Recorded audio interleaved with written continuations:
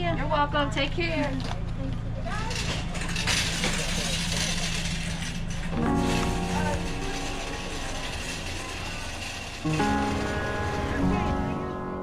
People are truly struggling right now. Food insecurity, a basic need, is immense in the Richmond Highway corridor. Life along Route 1 in southeast Fairfax County was a challenge before the pandemic. These communities, according to census data, are among the poorest in a region teeming with wealth. They're your neighbors. They need our help. They are hungry. And now among the hardest hit by COVID-19 in terms of illness, job loss, and hunger. We're just trying to survive and live. The last thing we need to be trying to figure out is how to feed our children in the midst of trying to keep ourselves and our communities healthy. Their epicenter for assistance, the food pantry inside United Community. There you go. You're welcome. Stay safe. It's humbling to see that something so big such as a pandemic can truly alter every single person's life at any given moment. But two troubling trends have emerged. So it was an absolute tsunami of people, a demand curve that we never could have expected. Their numbers skyrocketed from 543 served in April of 2019 to 1,140 served in April of 2020, a 110% increase. And many of their clients, like Carl Barlov, are here for the very first time. I was laid off because of the coronavirus at a major hotel facility. People suddenly laid off or furloughed with no income coming in. It's not much of a choice, but it's a necessity. And sometimes you have to humble yourself to be able to reach out to the community services to get the support you need. And never before has this community been more united. Donations are pouring in and a new program just launched.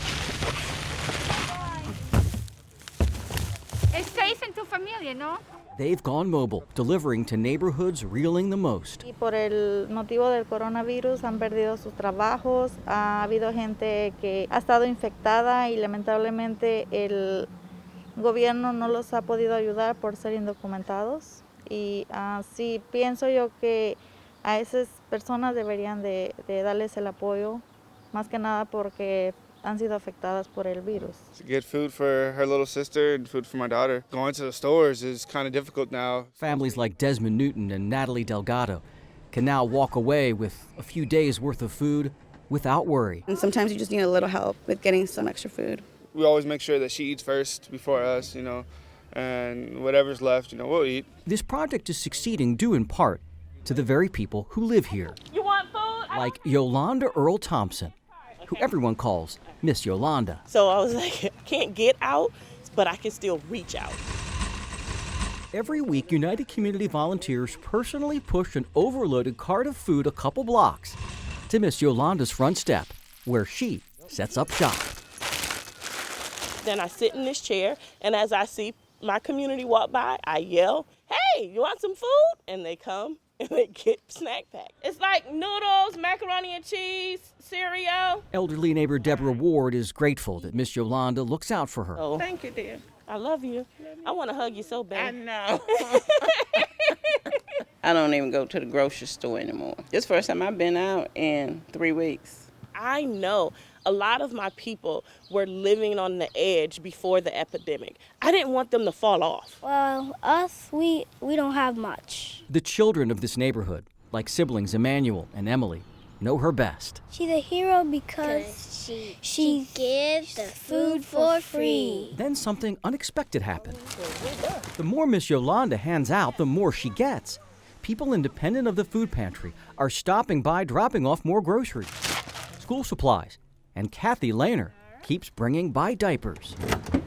It speaks well to all of us to reach out and support each other, because this is when we really do need to tune into our humanity. We don't need to write other people's narratives. We just need to give them the space to share how they really feeling and share their story from their heart. And then we need to put value in that narrative and help them change their story.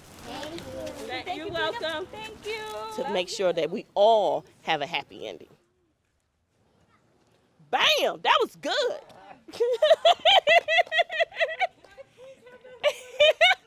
Well, I don't know where this stuff comes comes from. It comes from a childhood filled with possibilities.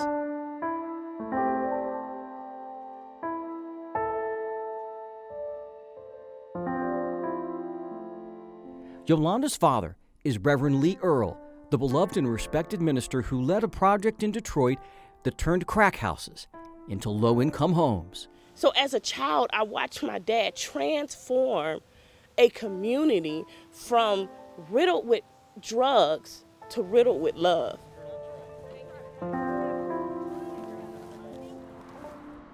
Miss Yolanda's inspiration also stems from trauma. She and her best friend, Nicole Cameron, talked often about all the good that they would accomplish together. But in 1994, Cameron was killed in a drive-by shooting at the age of 22.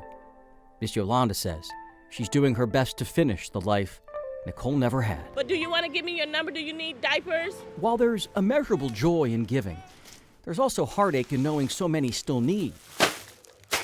Miss Yolanda and United Community do more than provide food. While the body needs nourishment, the soul needs encouragement, and hope needs help. And we can sit home, shelter in place, be afraid, or we can try to help people that are hungry, and they're afraid too. They're also grateful. God bless you. God bless you. Thank you, dear. No matter what, this community will survive and it will thrive because we will look out for each other. I'm Jay Korf. I don't see us going anywhere anytime soon. For ABC 7 News.